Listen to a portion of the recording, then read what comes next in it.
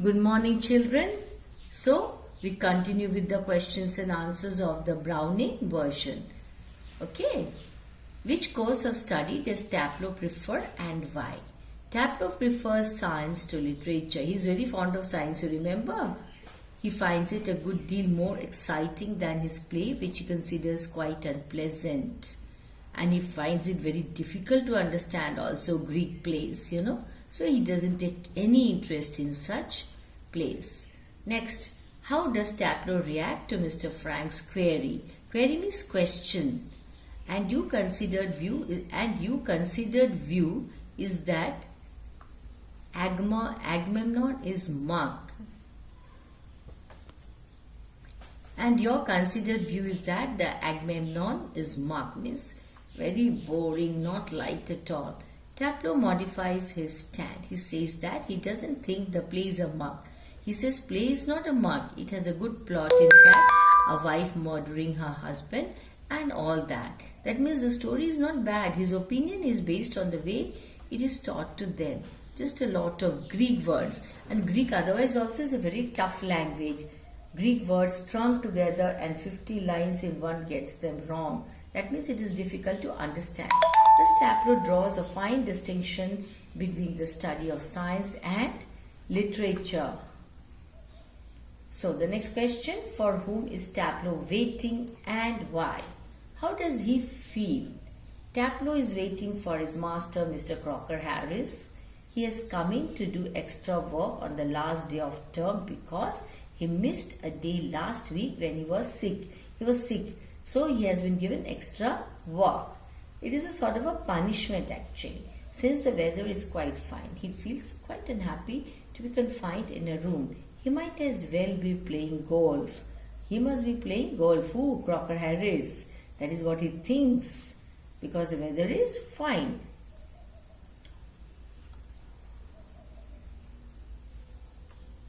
How, according to Taplow, Mr. Crocker Harris is unlike other masters?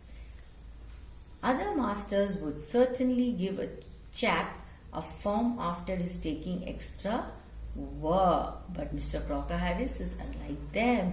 When Taplow asked him about his form, he told the boy that he had given him exactly what he deserved, no less and no more. That means what? He is impartial. Taplow is afraid that he might have marked him down. That means he might have got less marks rather than up for taking extra work.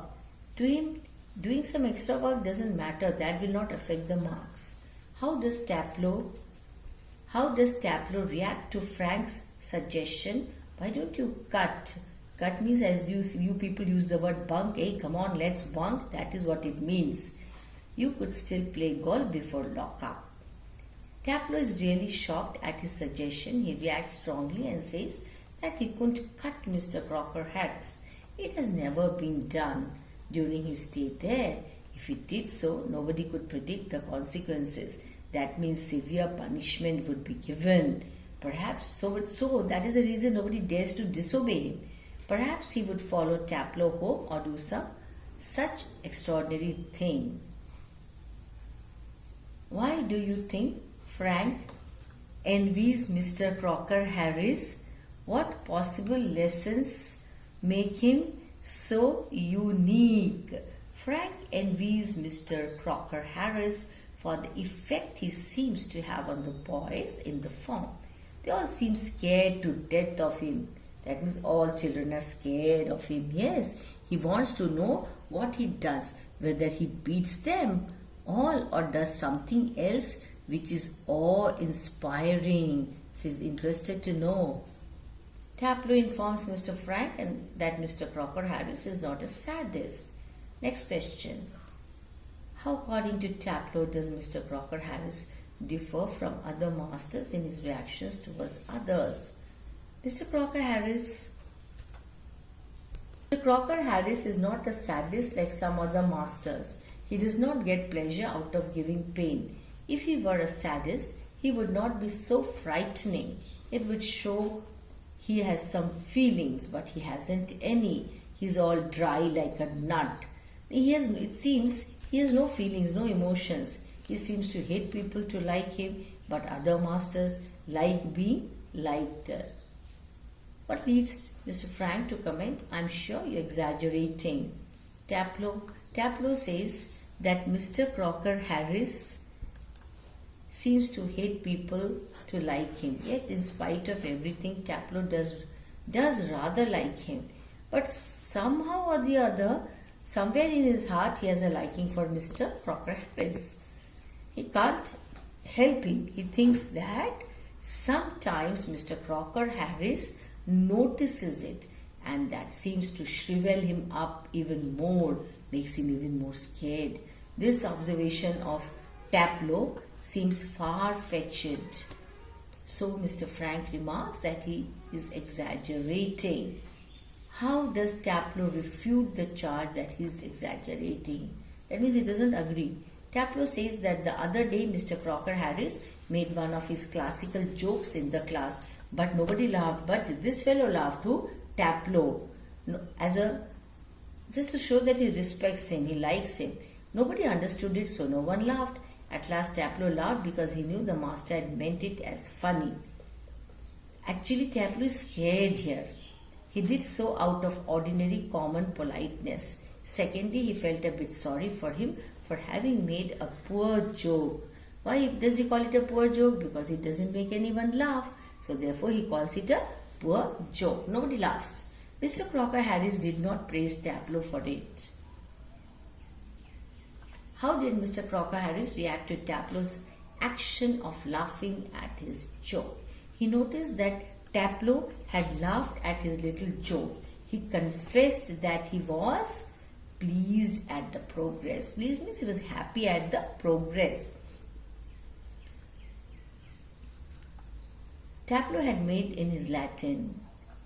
It was clear from the fact that he had understood so readily what the rest of the form did not. Then he asked Taplow to explain the joke to the rest of the class. Because he laughed, so it is understood that he understood the joke. How do Taplow and Frank react to Millie's arrival? Frank seems infinitely relieved to see Millie. On the other hand, Taplow is nervous. He is unable to control his emotions and whispers to Frank if he thinks she has heard their conversation. He is afraid that if she did so and tells her husband, he'll lose his form. What does Millie tell Taplow about her husband? What assignment does she offer the young boy? She tells Taplow that her husband is at the bursars and might be there for quite some time. So if she were him, she would go. Taplow remarks that Mr. Crocker Harris had specially asked him to come. She then asks him to run to the chemist and bring medicine according to the prescription. So she gives him a prescription and tells him to get some medicines. Thus he could do a job for him. She would take the blame if he came before Taplow returned. She said not to worry, she would take the blame. What you learn about the system of education in old British schools from the play Browning version. Old British schools, much stress was laid in old British schools, much stress was laid on the study of classical languages, that is Latin and Greek, and very difficult languages. Students of the lower fifth form were made to learn a classic play like the Agamemnon. Since the stress was on the acquisition of language, that means language learning, stress was laid on that, the students found it disinteresting and very unpleasant. They could specialize only after completing fifth form. There was a system of punishment. For a simple error, one had to repeat 50 lines. Students were also kept in or called for extra work. These were all punishments. They were mortally afraid of teachers like Mr. Crocker Harris, who would abide by rules. He always followed the rules and showed no human feelings. At the same time, the school had teachers who were sadists and others who would break the rules and tell results to the students. But this man doesn't. So, other teachers, they used to tell the results, but this man wouldn't. So, students like Taplow were afraid of hard masters like Mr. Crocker Harris. Still they liked him because he was law abiding, he followed the rules and regulations. So children, don't forget to note down these questions and answers in your notebook. Very important from the point of view of examination, and otherwise also read, revise. That's all. Thank you.